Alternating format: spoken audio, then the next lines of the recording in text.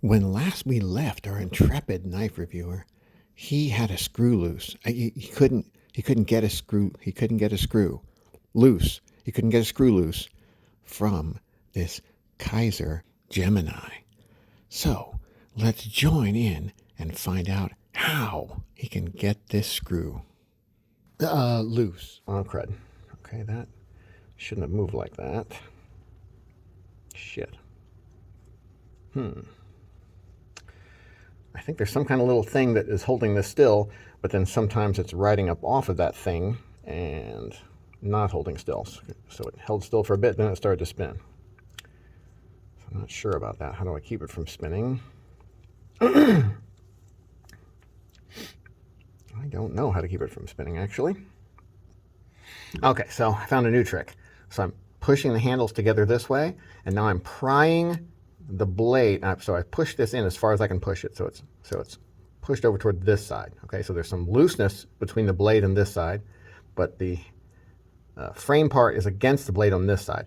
Now I'm going to take the blade and twist it this way. So I'm kind of trying to bend the knife like an L this way. It's not really going to bend the knife, but I'm putting pressure and pinching the barrel of this pivot sideways as this blade kind of torques on it. So it's kind of holding it like with friction.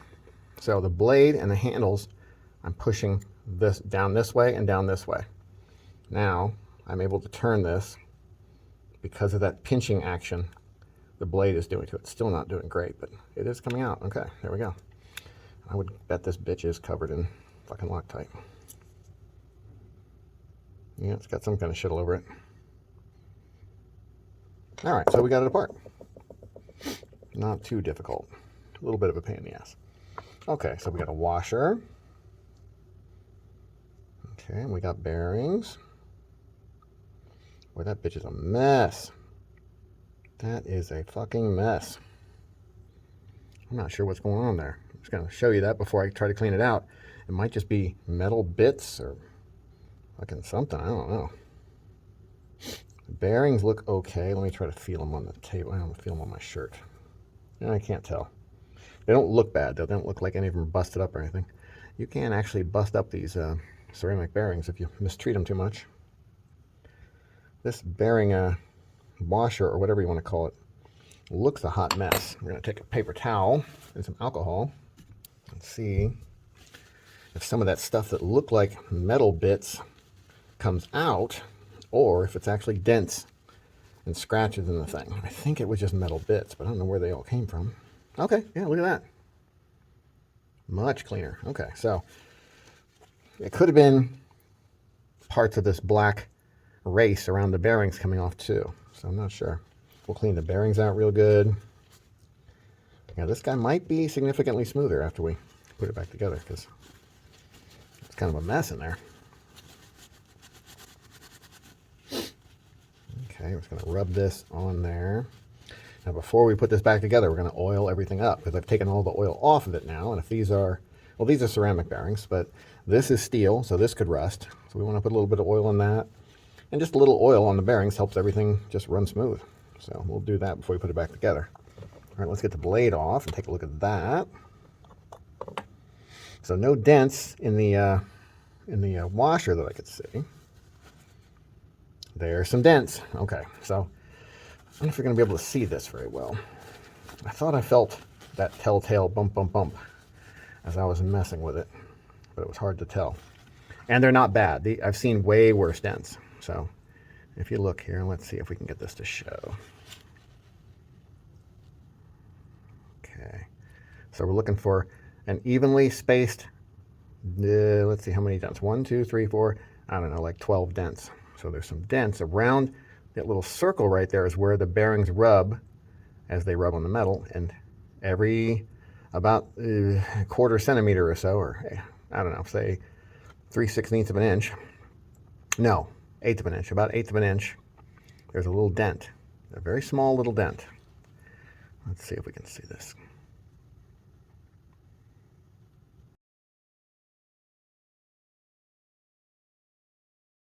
So they're real small dents. Let's see if there's some on this side. Boy, they're on this side too, but not very bad at all. but both sides are really dirty and gross. So we're going to get that part fixed up.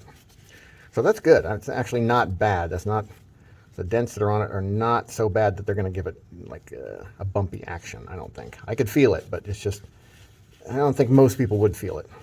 Unless you really asked them, can you feel anything that feels like a bump about every, every 10 degrees that you turn the blade, something like that? If you narrowed it down like that, then probably anyone with some knife experience could probably feel it. Okay, so that's pretty clean. All right, now we got a bearing on this side. We got another washer. Oh, well, can't tell if that's a dent or not yet. It looked like the washer on that side has dents in it, but it might not be. Sometimes the as you pull it out, it just leaves a bunch of little spots right where the bearings were touching when you pulled it out. And it doesn't mean those are necessarily dents. It means the washer was oily and dirty and greasy and left some little spots. That's all. So if you look in there, it's hard to tell, but there are some evenly spaced spots around the inside of that. I think they're probably not. Wow, that is so dirty. Look at that gunk. I think they're probably not dents. We're hoping they aren't. That is a dirty, dirty pivot. Oh, okay. So I hate how these work. This is a D-shaped pivot, but it's not D-shaped on the side that it goes through. It's only D-shaped on the other side. So all I had to do was push the two parts of the knife together and get this spun till it locked in on the other side, because the other side has a flat spot on it. So all I would have had to do is do that. Maybe I did do that in part. I don't know. I didn't feel like I was doing that, but that would have worked too, as well as whatever I did, which was some wacky shit. I should have figured that out. I've seen this type before. I just don't like it. So the better way to do it is to have the pivot have a D-shaped grind all the way down to here. And then the side that it goes through has the D-shaped hole, and then the other side can just have a regular shaped hole. It doesn't need to have a D-shaped hole at all, because this will lock in this side and doesn't need to lock in the other side really. Anyway, so that's clean. Looking good. Let's get the washer out of there. Okay, I think it's just dirty too. I think this thing's going to be a good bit smoother when we get done putting it back together. We want to clean out all these holes, and the place where the washer sits down inside. All of it's got old grease and stuff on it. Yeah, the lock bar doesn't seem like it's excessively strong. So, and if you look where the detent ball is, that's interesting. Most detent balls on a frame lock are built into this steel piece right here that's separate. The steel piece is screwed in here. This is the piece that locks up against the blade to lock the blade open. They call it the steel insert. Usually the little detent there is in the insert, but it's built into the titanium of the lock bar arm instead. No big deal, just kind of interesting. So that guy's cleaner. We got this little pin right here. That's the stop pin, I assume. I didn't really pay attention to how it works, but that's usually what that would be. It's either the stop pin for the opening and closing, or just for the closing. It's probably for both. I don't see any other stop thingamajiggers. So this is the pin that the blade stops on when it's opened all the way, and the pin that it stops on when it's closed all the way. So really this spinning pivot was my bad in not remembering that that is a way they do it. Some knife makers do it, putting that D shape on the far side, which is not a good idea. It's not the best plan. It's a dumb plan. I don't know why they do it. I don't know why they ever did it that way. It doesn't make any sense. But some people do, and I should have known that. I should have thought of it. All I would have had to do was crush the two sides back together and spin it until it pops into the hole, and then push it the rest of the way together until it was all the way closed, and then unscrew the thing. So, my bad. Okay, well, this guy is good to go back together.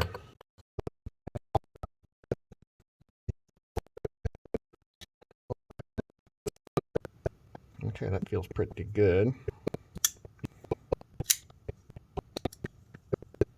Still not drop shutty, but a lot smoother.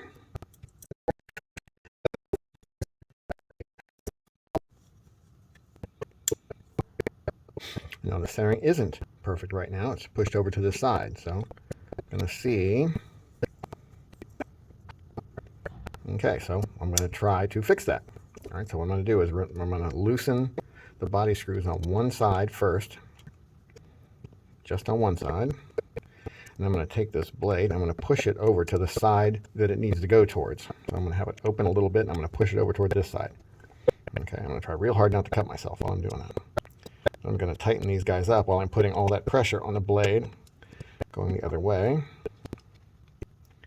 We'll see if we're able to move, shift the body enough to where when it goes back in, well, it's better, but not quite. Now we do the same thing with the other two screws on this side.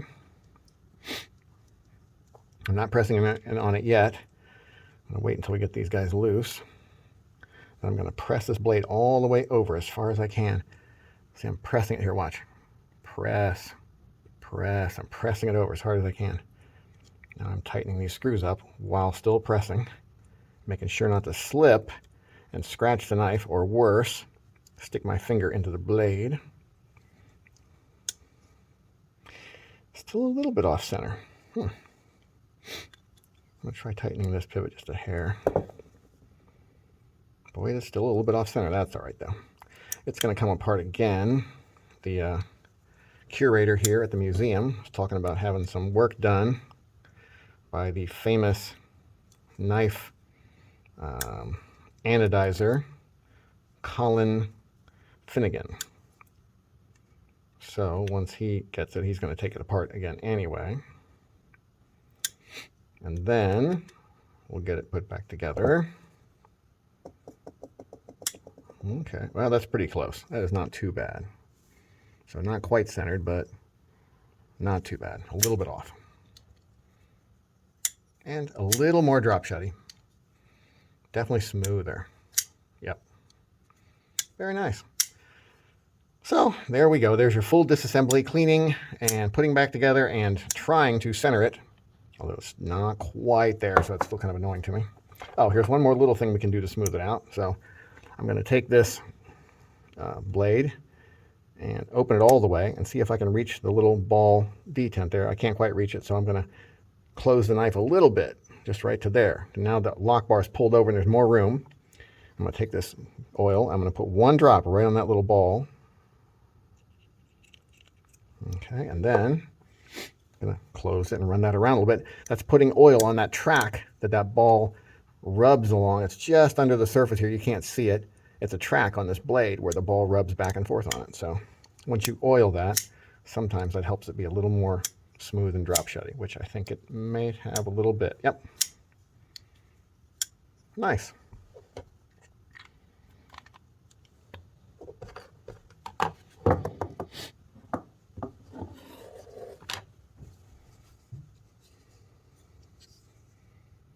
So, which Kizer Gemini is the best one to me? Well, of these two, the carbon fiber one is smoother and lighter. So I like it better. Is it better?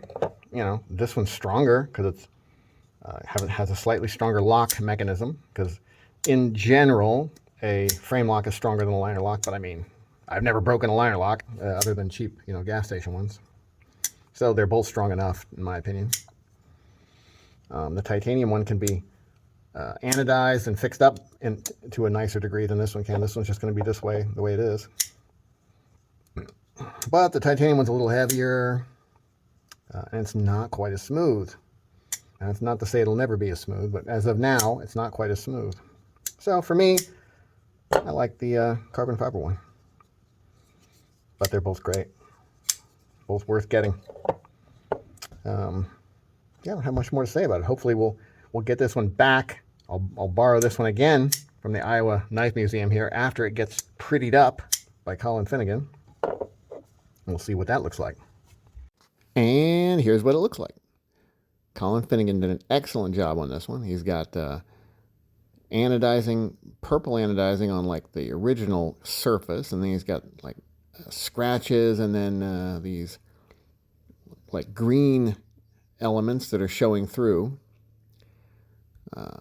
It doesn't even really do it justice how sparkly it kind of is. Let's look at the other side. We got these green cuts into the purple showing through. He just did a really, really excellent job. So if you have any titanium knives that you'd like, fixed up, done like this, check out Colin Finigan. I'll have a link to his profile in the description. You can just message him and tell him what you want to have done. Oh, the centering came out pretty good too. So he put it back together and has it centered really nicely, better than I did. So with that, have a nice day.